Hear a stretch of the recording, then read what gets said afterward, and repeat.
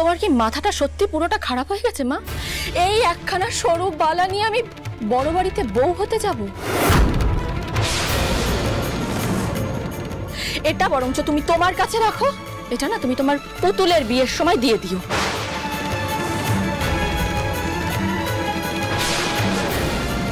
গা ভরা সোনার গয়না নিয়ে যদি আমি বিয়ে করতে না পারি না, তাহলে এই বিয়েটা হবে আমার জন্য সবথেকে বড় লজ্জাজনক ঘটনা।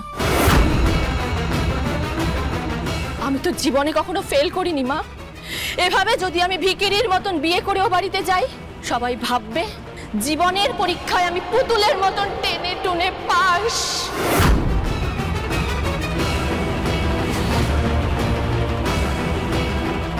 আমাকে ওই বড় বাড়ির সব আত্মীয় স্বজনরা দেখে বলবে ও যে মিতুল টিপি। এইভাবে বিয়ে করার থেকে না আমার বিয়ে না করা অনেক ভালো।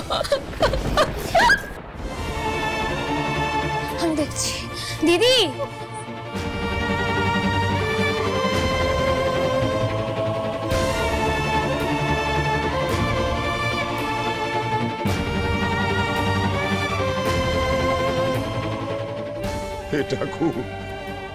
এমন হতভাগ্য বাপ যেন আর কারোর না হয়।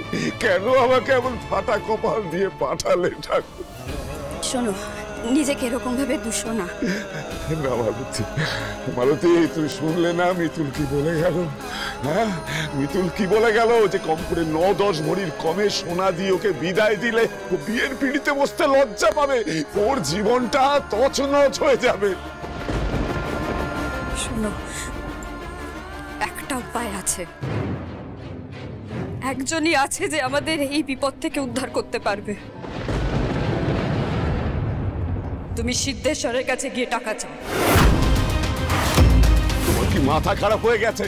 হ্যাঁ, তুমি জানো না পুতুল কত কষ্ট করে এই শয়তানটাকে গারদে পুড়েছে? আমি এখন ওর কাছে গিয়ে হাত পাতবো? আমি কিছুতেই পারবো না, আমি পারবো না। ছেলে মেয়েদের জন্য বাপ মায়েরা হাড়ি কাটে পর্যন্ত গিয়ে মাথা দেয়, তুমি এইটুকু করতে পারবে না? ওই রকম নোংরা মানুষের কাছে হাত পাতবার চাইতে হাড়ি কাটে মাথা দেওয়া ভালো। আচ্ছা শোনো, তুমি এত গো ধরে কেন আছো বলো তো? কেন বুঝতে পারছো না যে এছাড়া আমাদের আর কোনো উপায় নেই? আচ্ছা শোনো, তুমি জিনিসটা বোঝো যে তুমি তো কোনো মাগনা টাকা চাইছো না। তুমি ওদের জমিতে এত পরিশ্রম করো, সেই টাকা আমাদের বাড়িতে কোথায় ঢুকেছে বলো? সেই বাকি টাকাগুলো চাও।